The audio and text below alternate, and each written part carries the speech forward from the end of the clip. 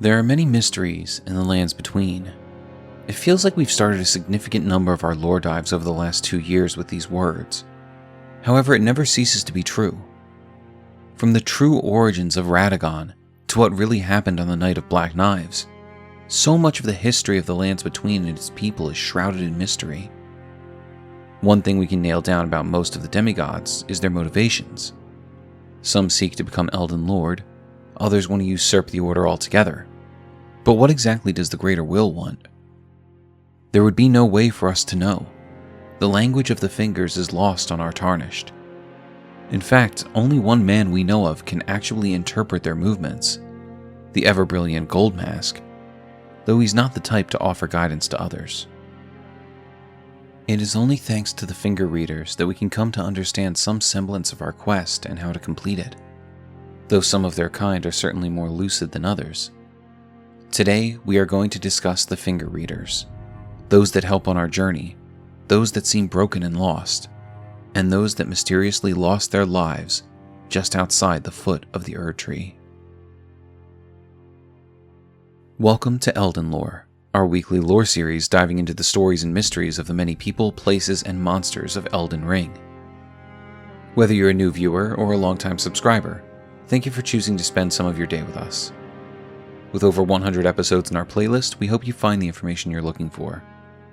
If you learned anything new from this video, why not consider subscribing to the channel? Every sub helps us grow our incredible community of Elden Ring enthusiasts. We also have a Discord where we talk about all things FromSoft. Whether you sub or not, thanks again for visiting the channel, and with that said, let's get back to the story at hand. The finger readers are emaciated old women with seemingly no eyes that exist to interpret the musings of the two fingers. But the only example of this we get to see during our time in the lands between is through finger reader Enia, who takes her place at the side of the fingers found within the Round Table Hold. Upon her introduction, we learn of her role within the hold. You that new Tarnished. You've done well. I am Enia the Finger Reader. I interpret the words of the fingers, envoys to the Greater Will. Look there. The fingers tremble to welcome you, Shardbearer. Let their wisdom wash over you. Great Elden Ring, root of the Golden Order, anchor of all lands, giver of grace, wellspring of all joy. Until it was shattered, the tragic corruption of the Order has taken its toll. Across the realm, life lies in ruin, fallen to pieces. Foul curses and misery spread, unabating. But the Greater Will has not abandoned the realm, nor the life that inhabits it. So it is that the Tarnished are guided by grace, called to act. Brave Tarnished, your great rune is a handsome shard of the Elden Ring. Seek another of its kind to become Elden Lord and restore the Golden Order. Let the words of the fingers guide you. Enia plays her part, interpreting the movements of the fingers so we can know what they're trying to tell us. But she seems to have a will of her own as well. When asking her about the remembrances we gain upon the defeat of each demigod, she offers to lend you the power of the two fingers without consulting them. Well, I see. A remembrance of gold has found its way into your possession. Demigods and even the greater of the champions are hewn by the Erdtree upon their end into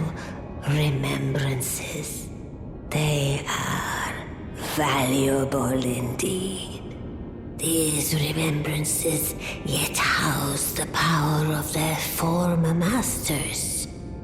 And should you wish to wield that same power, well, I will lend you the strength of the fingers. Oh, do not recoil from my offer.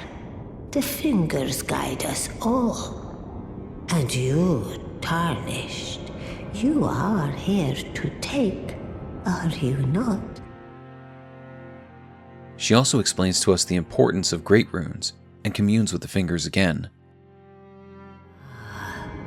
Great runes are the stuff of demigods, the children of the goddess Queen Marika, she who is vessel of the Elden Ring. Tainted by the strength of their runes, her children warred, but none could become Elden Lord. And so grace was extended to your kind, the Tarnished.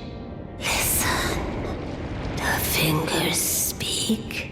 The greater will has long renounced the demigods. Tarnished, show no mercy. Have their heads. Take all they have left. Indeed. But remember one thing. The demigods are each and all the direct offspring of Queen Marika. Godric the Grafted was but a distant relation, the runt of the litter. His divine blood sorely diluted. Enia goes on to share information with us throughout our journey, explaining after we obtain 2 great runes that the fingers have been told we are worthy by the greater will and wish for us to become Elden Lord.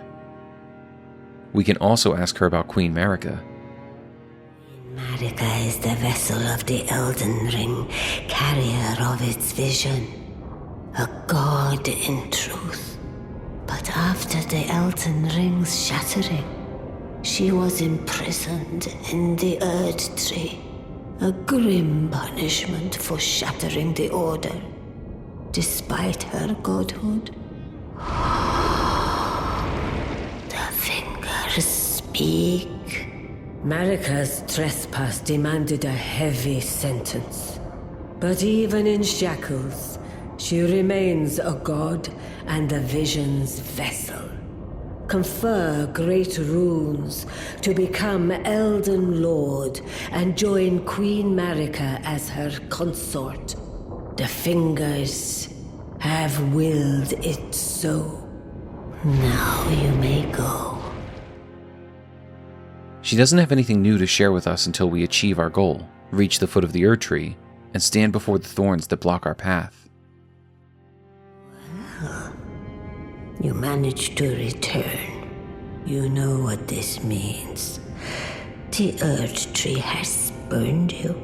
The fingers remain still, shaken by this turn of events. They are busy consulting the greater will. When they are finished, the fingers will again offer their guidance.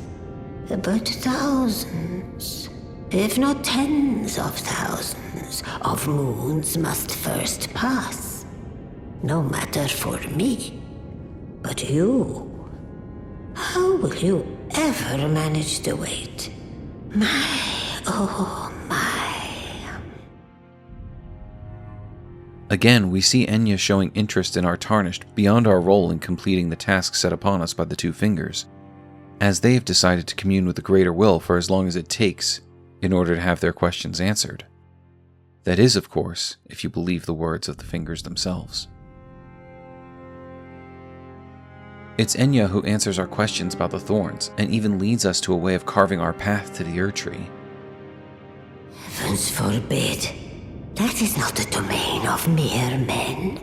The burning of the Erdtree is the first cardinal sin. And you say you seek the power of the Rune of Death too? The Rune of Death goes by 2 names. The other is destined death. The forbidden shadow plucked from the Golden Order upon its creation. Unleashing the rune now would be unthinkable. The Fingers would never permit it. Nor would the Greater Will.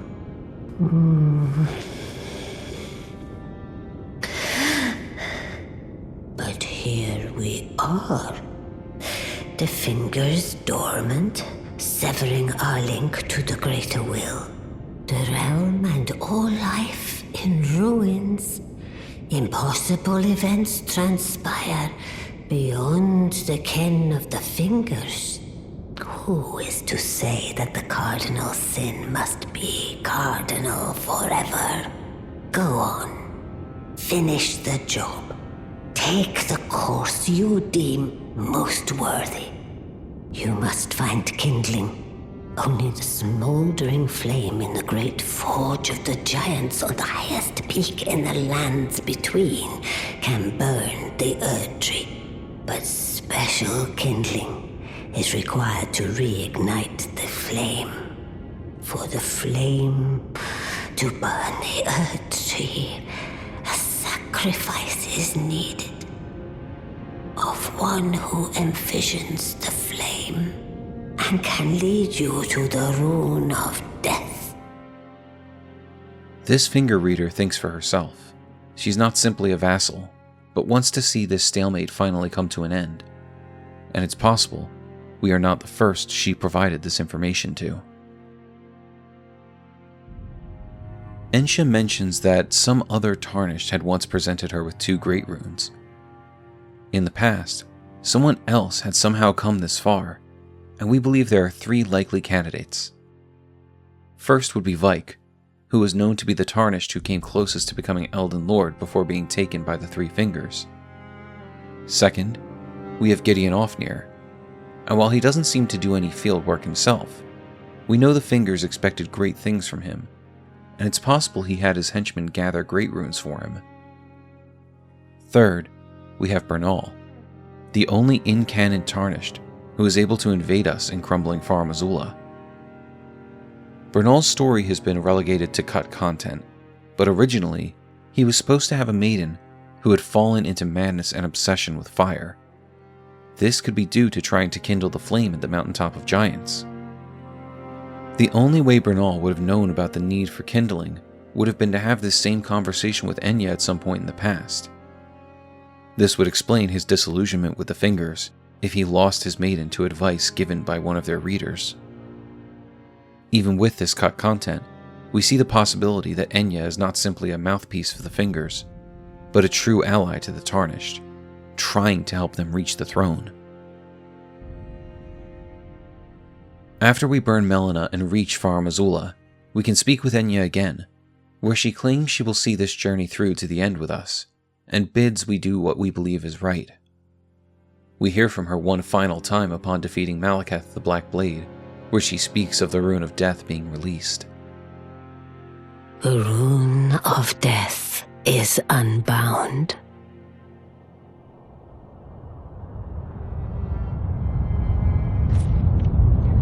And the lands between are shrouded by death's dark fate. But the flames will also burn the impenetrable thorns.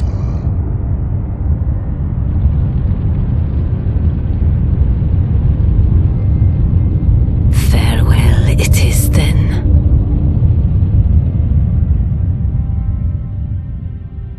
You'll be Elden Lord yet.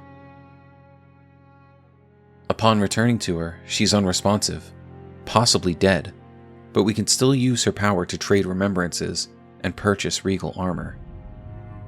In this way, Enia truly is with us to the end of our journey, still helping us, even with the Fingers inactive and death unbound across the land. With all of this said though, this is only the story of one finger reader, albeit the most prominent one. We also have the twin maiden husks, the unresponsive twins, who accept bell bearings and act as merchants.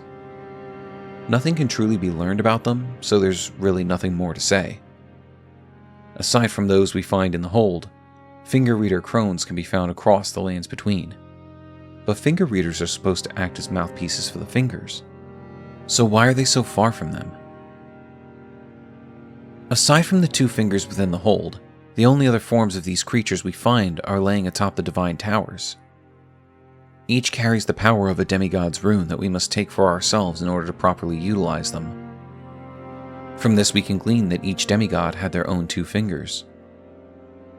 This makes perfect sense, as we know Ranni had her own two fingers, which she would eventually slay in order to unbound her fate from the Golden Order. We also see that one set of two fingers carries both Morgott and Mohg's runes, so it likely counseled them as a pair due to their nature as omen twins. If each demigod had their own two fingers, then of course each would need their own finger readers. But it seems that now, long after the wars of the lands between, those finger readers are scattered to the wind. We theorize that after the demigods were found unworthy, each of their two fingers went dormant. While they may appear dead to us, it shouldn't be possible for them to be slain without a Fingerslayer blade. So we think it's more likely they simply shut down, without a candidate to become Elden Lord or house the Elden Ring. This means their finger readers now had no purpose. With nothing to convey from their masters, the finger readers instead traveled the land, making home wherever they decided to stop wandering, and begging to read the fingers of those who passed by, providing them with some kind of knowledge to help them along their way, likely feeling some bit of the satisfaction they once felt, interpreting the words of the fingers for their demigods. This does bring up an interesting thought as to who the two fingers within the Round Table hold originally belonged to, but we'll save that theory for another video. There is a larger mystery about the many dead finger readers that can be found just short of the Erdtree in Lanedale that we wanted to address. These piles of dead finger readers are mostly centralized around Marika's bedchamber, which also has a Black Knife assassin waiting outside of it to ambush any who are making their way to the foot of the Erdtree. It's our belief that Marika had a connection to the assassins, as the Black Knife armor tells us. The assassins that carried out the deeds on the Night of Black Knives were all women, and rumored to be Newman, who had close ties to Marika herself. With this in mind, we believe Marika called for the finger readers to return to Lanedale, and had the Black Knives kill as many of them as possible, so that the demigods would have limited access to the knowledge of the fingers, after she betrayed the Greater Will and shattered the Elden Ring. If you subscribe to the theory that Marika was a co-conspirator in the Night of Black Knives, this lines up well with her motivations, and further explains the degradation between the demigods. The finger readers with their slight sunken frames would be no match for any physical assault, possibly by design, so any attack on them would be an outright slaughter. With so few finger readers left to convey the words of their fingers, no one was left to talk these gods out of their schemes for power, and chaos would engulf the land, until one of Marika's chosen people would return and take the Elden Throne for themselves. The finger readers were never meant to be anything more than a mouthpiece for the words of the two fingers. But in this land where death is sealed and life has stagnated, even a servant bound by their duty could let their purpose slip away in order to move things forward. Enia wants the world to change. She's the only finger reader we meet who seems to have kept her wits about her, and she encourages us to burn the Erdtree after her fingers are no longer listening to what is said in their chambers. Perhaps once the finger readers were venerated for their position, but now they exist only to read the fingers of those who cross their path, desperate for a new Elden Lord to take the throne. While some may find the heretical actions of our Tarnished to be appalling, we have Enia on our side, ready to accept the fate that we choose, and eager to help us along our path toward an uncertain future, where she herself may have no place. The finger readers may be servants of the two fingers, but even in their decrepit state, they have the capacity to be so much more. Thank you for joining us for this exploration of the finger readers and their place in the lands between before and after we arrived. What do you think of these creepy servants of the fingers? Did Enia always have a will of her own, prepared to do whatever it took to put us on the throne? Why do you think so many finger readers perch themselves across the lands between with no two fingers to read? What do you think happened to the fingers on top of each divine tower? Do you have any alternative theories on why so many finger readers lie dead in the capital city? Let us know your thoughts and theories in the comments below. Don't forget to like, subscribe, hit the bell, and set notifications to all so you never miss out on any of our lore dives. We look forward to seeing you again for more Elden Lore.